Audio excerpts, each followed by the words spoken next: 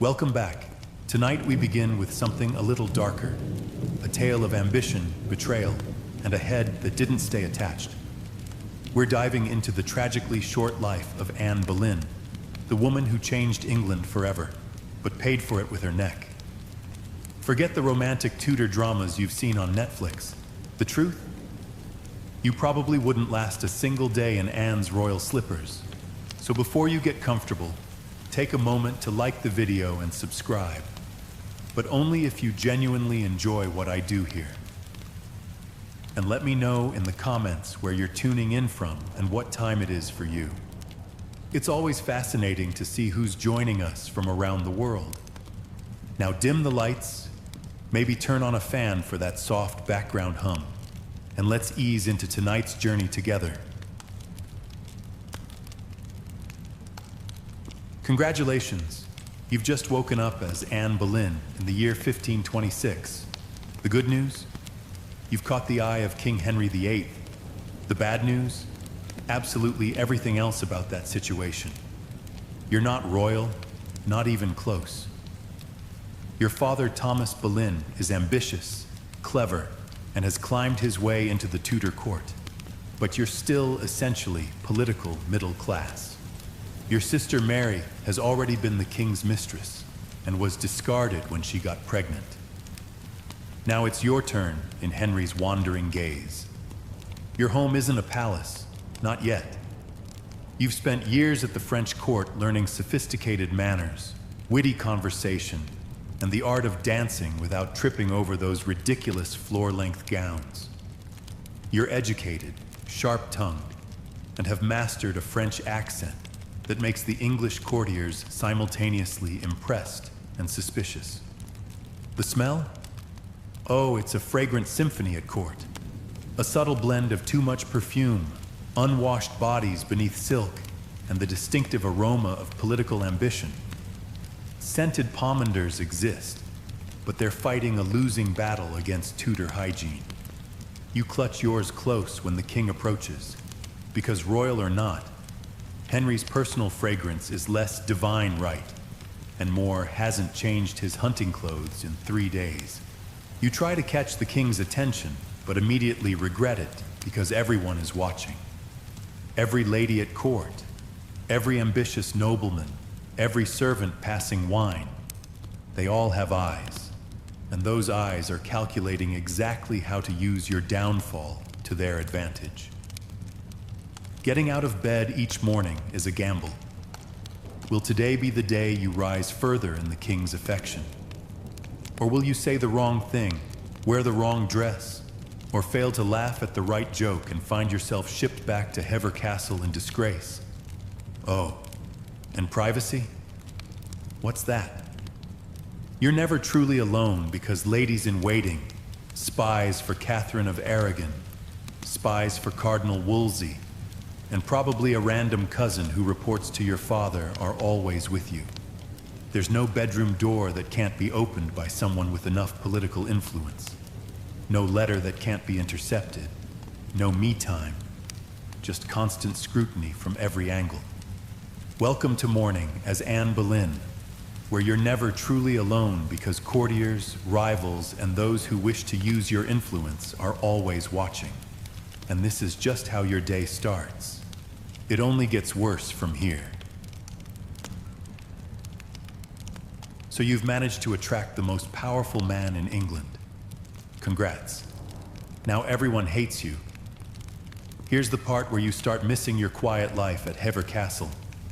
In 1527, Henry decides he wants to marry you. Sweet, right?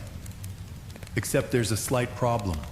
He's already married to Catherine of Aragon, daughter of the powerful Spanish monarchs Ferdinand and Isabella, aunt to the Holy Roman Emperor Charles V, and a woman who has spent 18 years as England's beloved queen. Oh, and she's deeply pious, dignified, and has the sympathy of pretty much everyone. Your reputation isn't just compromised, it's being actively shredded by every tongue in England. You're called the Great Whore, a witch, a scheming seductress. Londoners hiss when you pass by. Preachers condemn you from pulpits. Pamphlets circulate depicting you with 6 fingers on one hand, a supposed mark of witchcraft, and with the body of a serpent. The waiting is biblical. For 6 long years, you hang in limbo. Henry promises marriage while parading you as his intended queen. You can't retreat, can't move forward. Catherine won't give up. The Pope won't grant an annulment, and you're blamed for everything, from bad harvests to Henry's increasingly tyrannical behavior. Those 6 years age you like 20. Every month without a resolution, every failed diplomatic mission to secure papal approval, every snub from European courts, they all land on your shoulders. You're not just waiting for a wedding. You're balancing on a knife's edge, knowing one slip could mean not just disgrace, but potentially death. Your allies are few and conditional. Your family supports you mostly because of what they can gain. The reformist religious faction backs you because you seem sympathetic to their cause, not because they care about your happiness. Even Henry's support feels increasingly transactional. He wants you, yes, but mainly he wants what you represent. The possibility of a male heir and freedom from Catherine. So whether you're tiptoeing through court, receiving thinly veiled threats from imperial ambassadors, or lying awake at night wondering if you've doomed yourself, life as the other woman is less romantic scandal and more prolonged psychological torture. And you still haven't brushed your teeth, but we'll get to that next. You survived another morning of whispers and sidelong glances. You deserve a reward, right? Maybe a nice hot bath, something to freshen up after a tense day of political maneuvering. Sorry, this is Tudor England. Nothing is refreshing here. Bathing, if you can call it that, is a grim affair. There are no daily showers, no fragrant bubble baths, and certainly no indoor plumbing.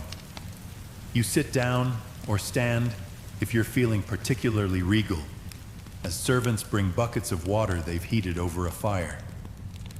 Privacy during this ritual, non-existent.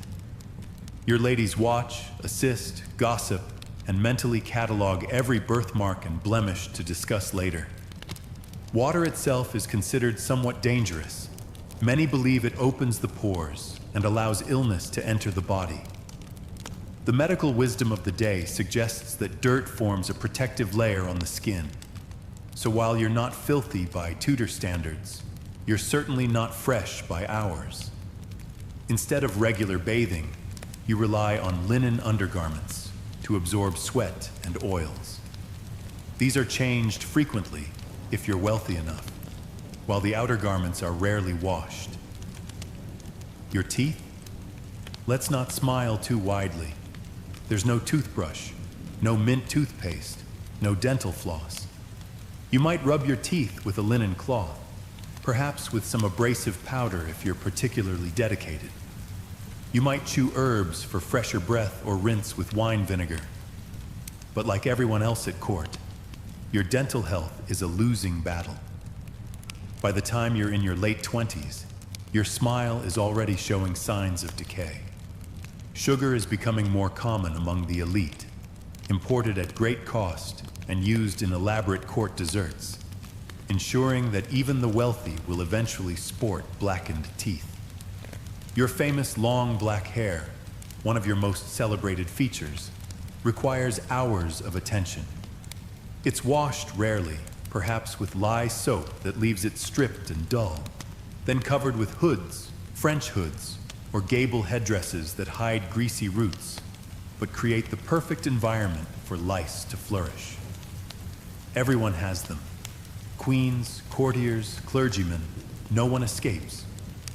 You'll be scratching discreetly beneath your elaborate headwear while discussing theology with ambassadors. And if you develop a rash, well, too bad. There's no dermatologist, no hydrocortisone, no one to tell you it's probably an allergic reaction to the lead-based whitening cream you apply to achieve that coveted pallor that signifies you've never had to work outdoors.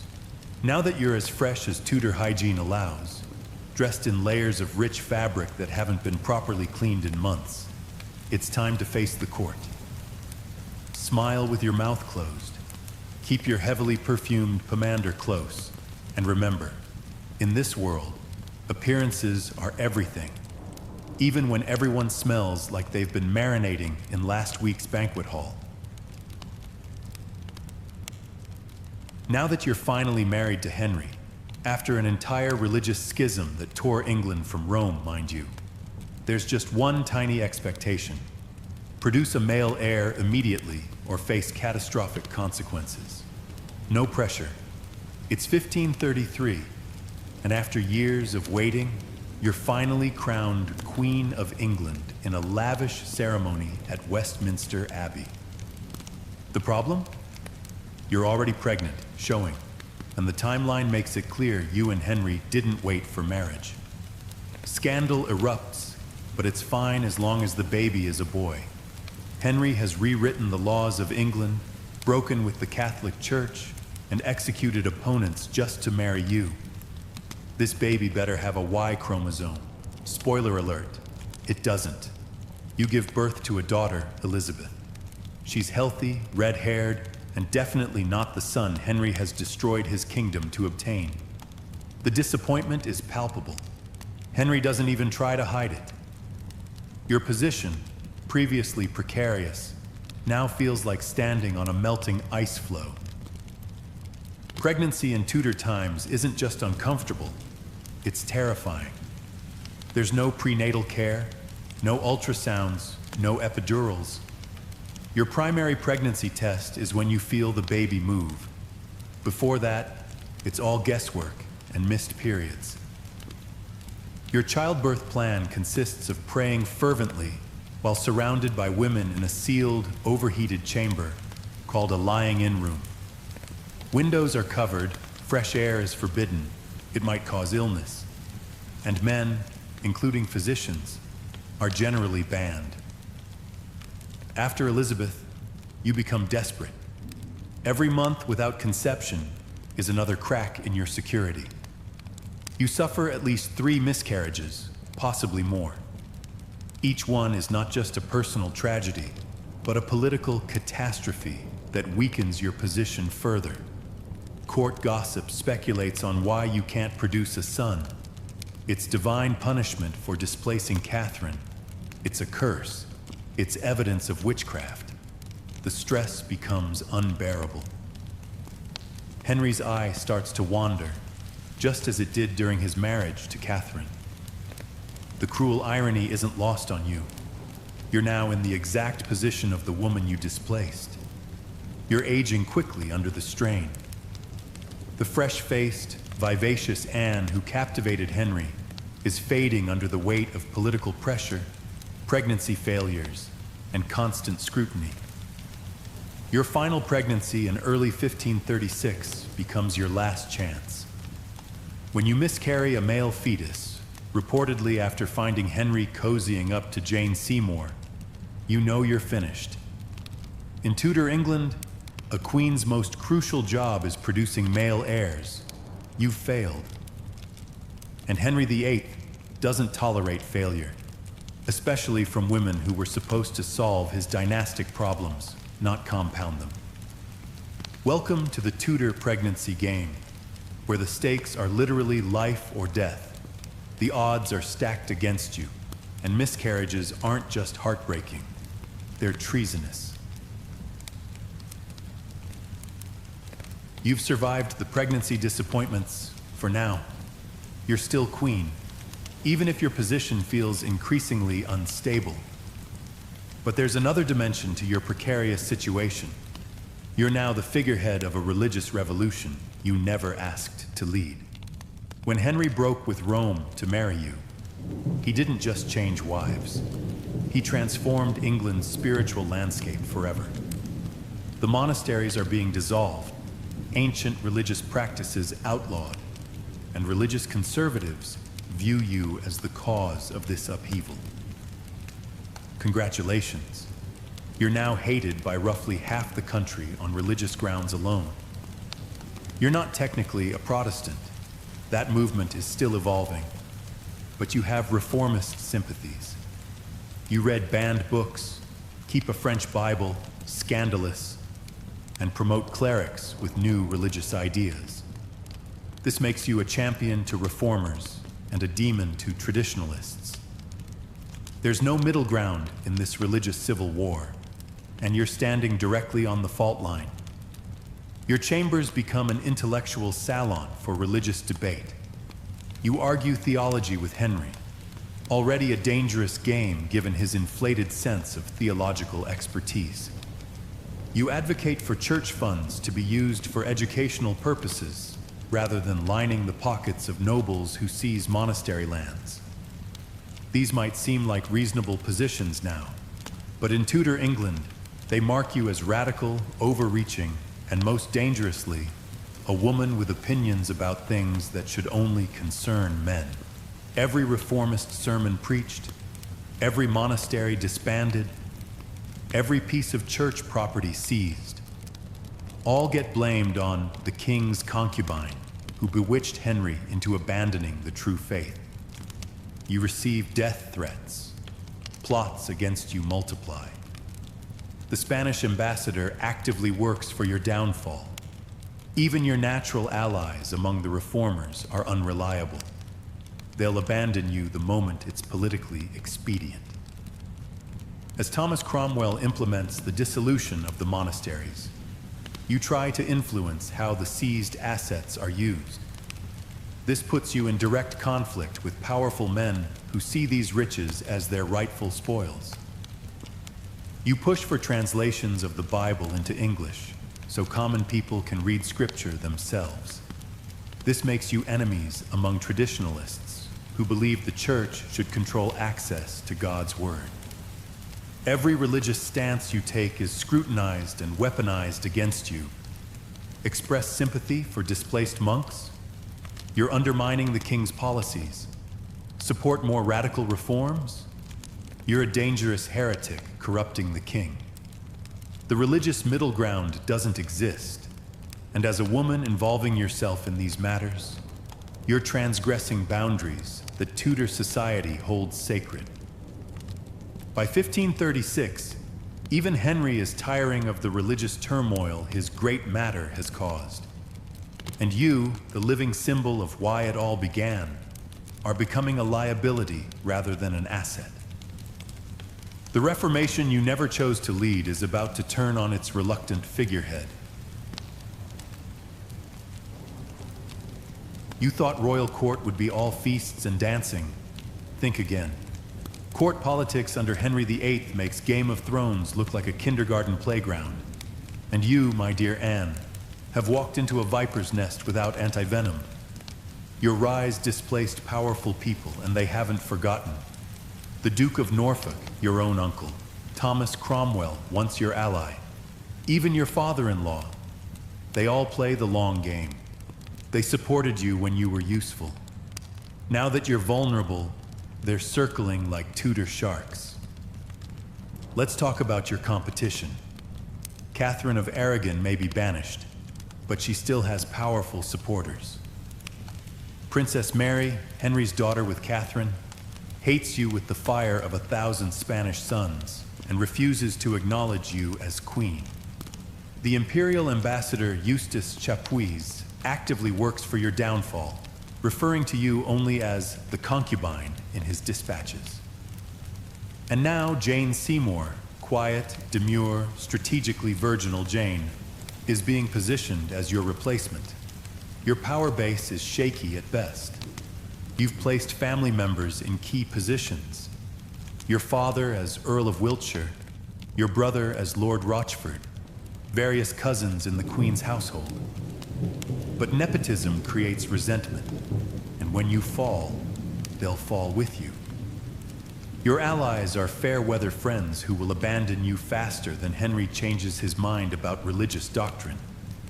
Information is currency, and you're often banking blind. Whispers become rumors, become facts with frightening speed. Did you really laugh at Henry's jousting accident? Did you really mock his poetry? Did you really threaten Catherine's daughter? Truth doesn't matter. Perception is everything, and your enemies control the narrative. Every conversation is a minefield. Speak too boldly. You're shrewish and unnatural. Stay silent. You're plotting something. Show emotion. You're unstable. Remain composed. You're cold and calculating. There is no correct way to be Anne Boleyn in a world determined to destroy Anne Boleyn. By April 1536, the court factions have aligned against you. Cromwell, fearing your opposition to his policies, begins building a case. The Seymour family positions Jane as the virtuous alternative. Even your Uncle Norfolk sees opportunity in your downfall. You feel the shift, but can do nothing to stop it. Your few remaining allies are powerless or unwilling to risk themselves. In Tudor politics, yesterday's queen is tomorrow's prisoner.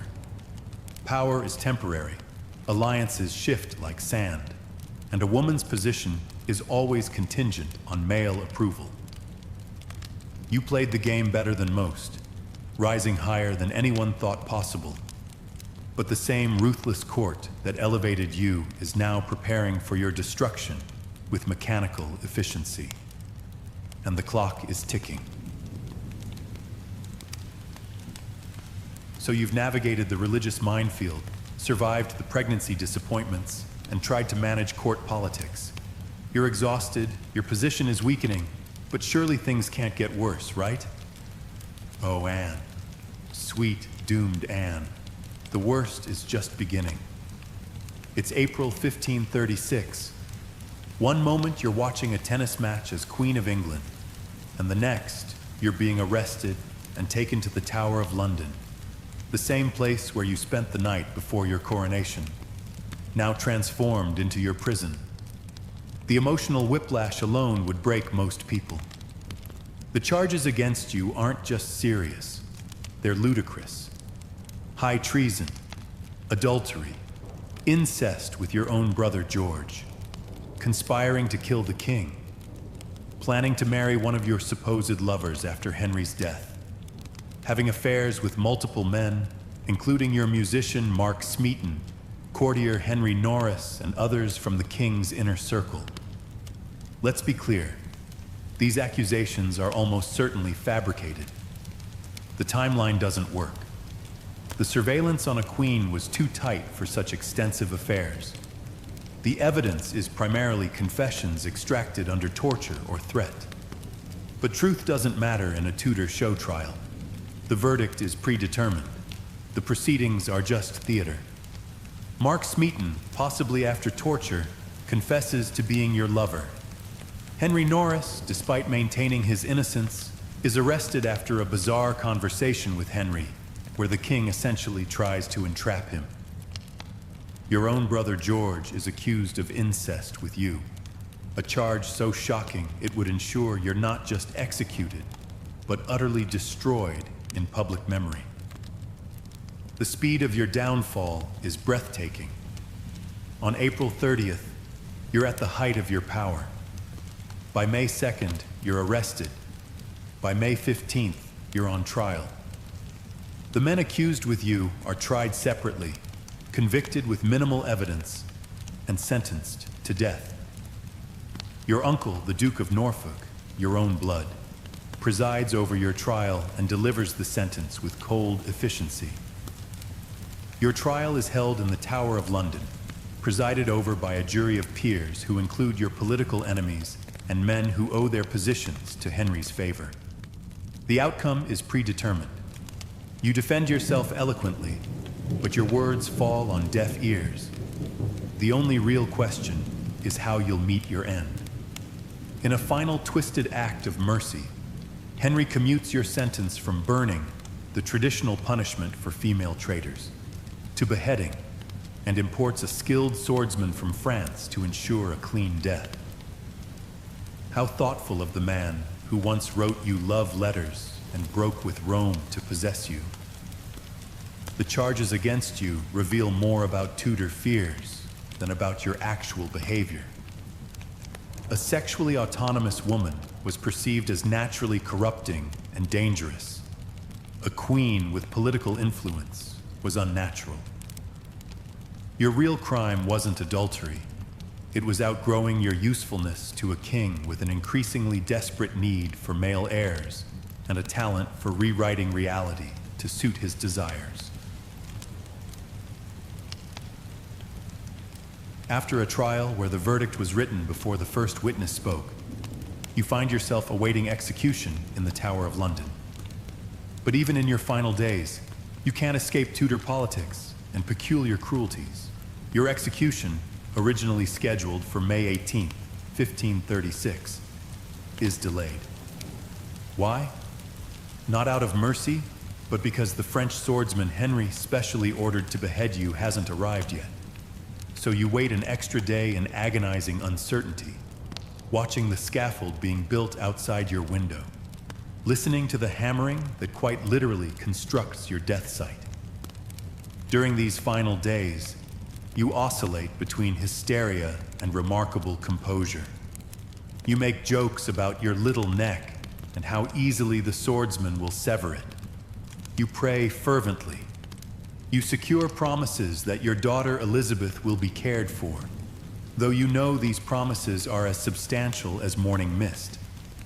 You dictate messages to Henry that mix submission with subtle reminders of his injustice. On the morning of May 19th, you dress carefully in a red petticoat symbolizing martyrdom, hidden beneath a dark gray damask gown. Your final outfit is a political statement, your last act of defiance disguised as submission.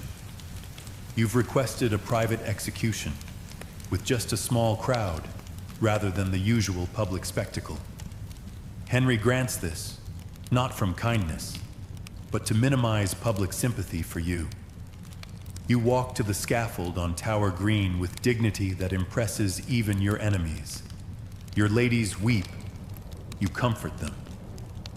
The crowd is small, but includes your nemesis Thomas Cromwell and your uncle Norfolk, there to ensure the job is completed.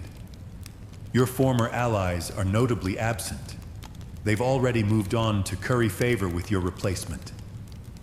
Your final speech is a masterclass in Tudor political survival, even when you won't survive.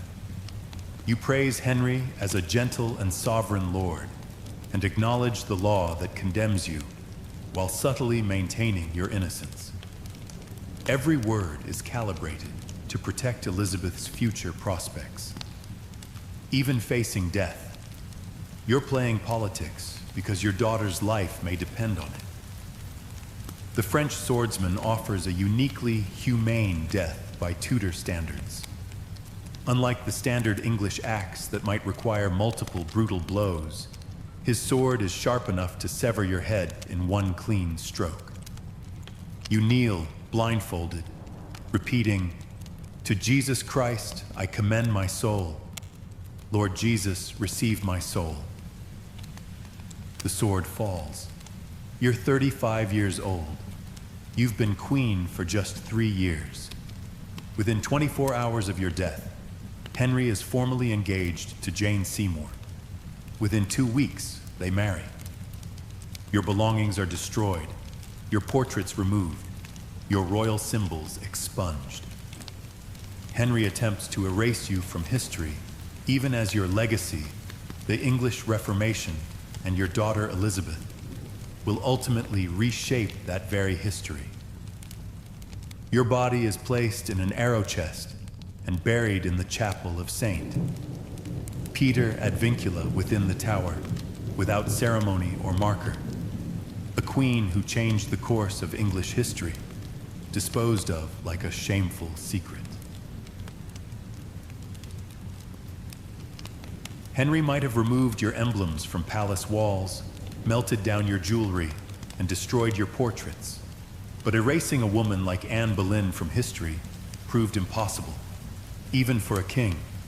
In the immediate aftermath of your execution, court life continues with grotesque normalcy. Henry marries Jane Seymour before your body is cold.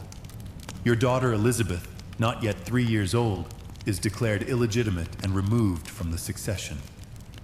Your family scatters, some to disgrace, others finding ways to survive by distancing themselves from your memory.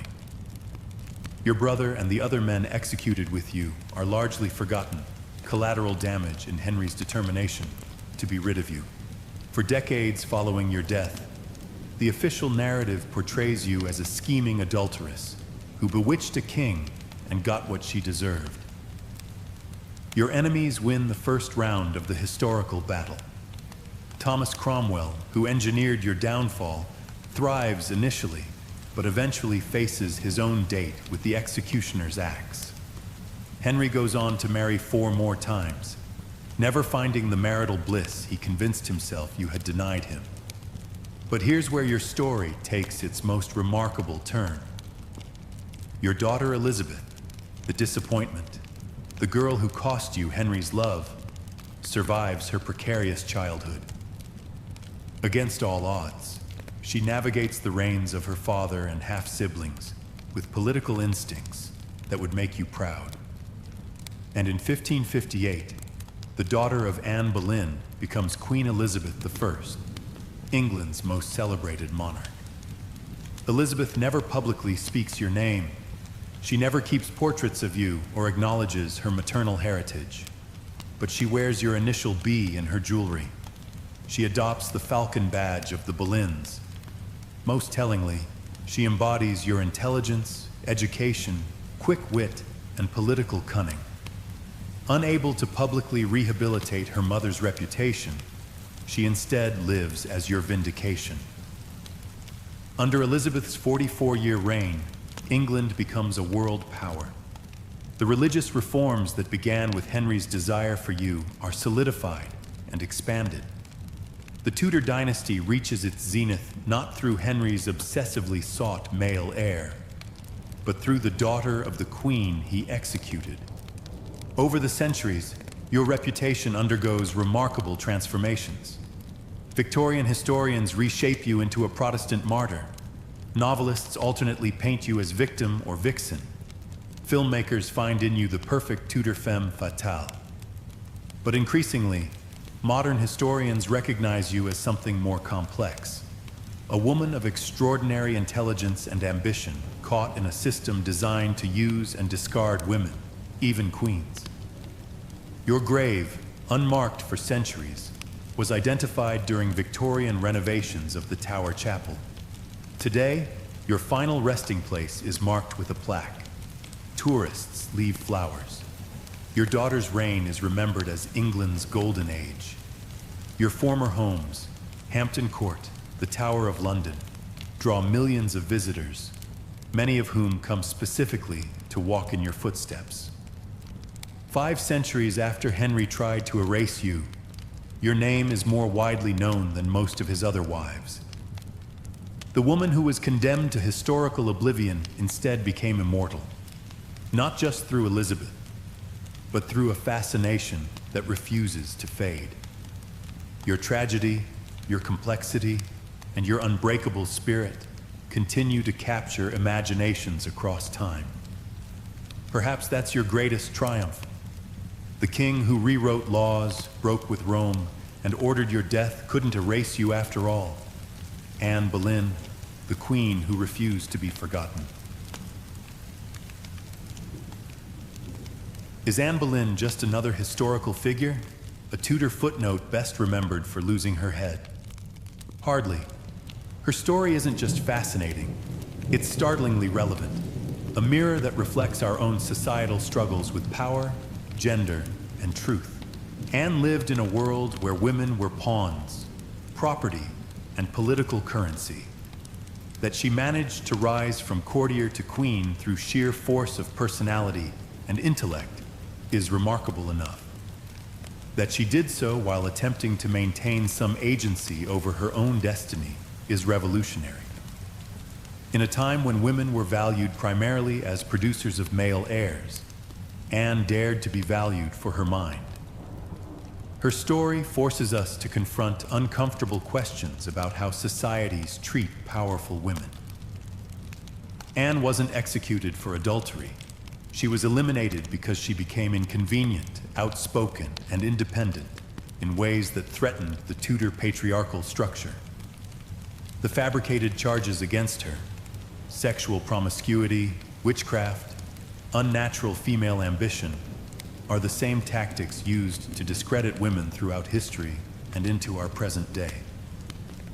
Her downfall reveals the frightening speed with which truth can be manufactured.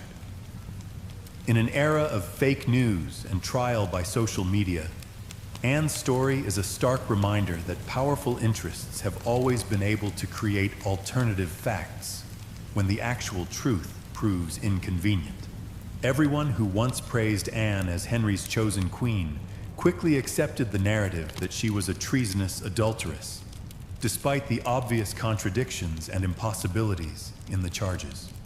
Anne's religious influence, her advocacy for vernacular Bibles, educational reform, and moderate church reform helped shape the early English Reformation. Many of the religious freedoms taken for granted today have roots in changes that began during her brief ascendancy. Her intellectual patronage created space for religious thought that would eventually lead to greater religious tolerance.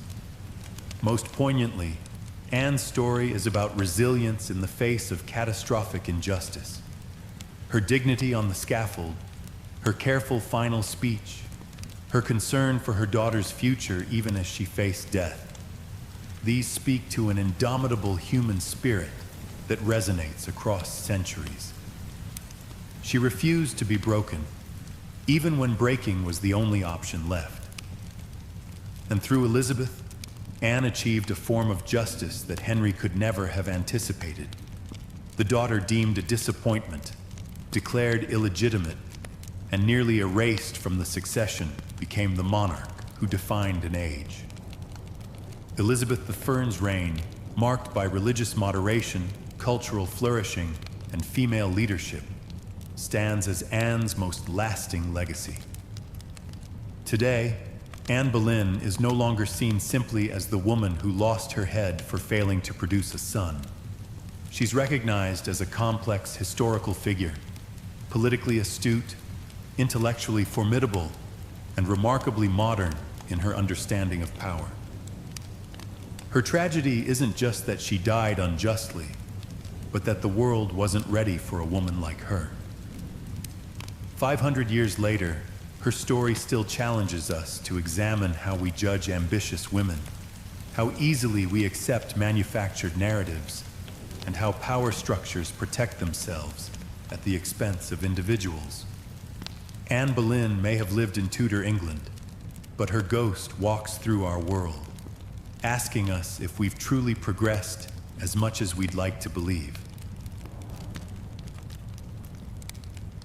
For all the brutality of her end, Anne Boleyn would have appreciated history's sense of irony. The woman Henry tried to erase became unforgettable. The queen executed for allegedly committing adultery is vindicated as her husband cycles through 3 more wives after her death. The mother deemed a disappointment gives birth to England's greatest monarch. Henry VIII, for all his power, never achieved his obsessive goal, a lasting male dynasty. His son Edward VI, born to Jane Seymour, died at 15. His restored daughter Mary I, Catherine of Aragon's child, reigned for just 5 years and died without heirs. It was Anne's daughter Elizabeth who ruled for 44 glorious years, refused to marry, and became the ultimate Tudor success story. The Church of England, born from Henry's desire to annul his marriage to Catherine and marry Anne, evolved far beyond his control. The religious reforms Anne advocated, English Bibles, educational access, moderation in worship, became foundations of Elizabeth's religious settlement. The intellectual currents Anne supported flourished under her daughter's patronage. Anne's family, the Boleyns, though initially disgraced, eventually regained position. Her nephew became a prominent Elizabethan courtier. Her Boleyn blood flows through numerous aristocratic lines today. Even the current British royal family carries her DNA through Elizabeth's Stuart descendants. The places associated with Anne, Hampton Court, Hever Castle, the Tower of London, have become major historical sites where her story is told with increasing nuance and sympathy. Her former homes draw visitors specifically intrigued by her. Her portrait, the few that survived Henry's purge, has become one of the most recognizable royal images in British history. Anne's reputation, systematically destroyed in 1536, has undergone a remarkable rehabilitation. From villain to victim to complex historical figure, she's been re-examined by each generation. Today, historians recognize her as a woman of exceptional intelligence caught in extraordinary circumstances, not the cartoon villainess of Tudor propaganda.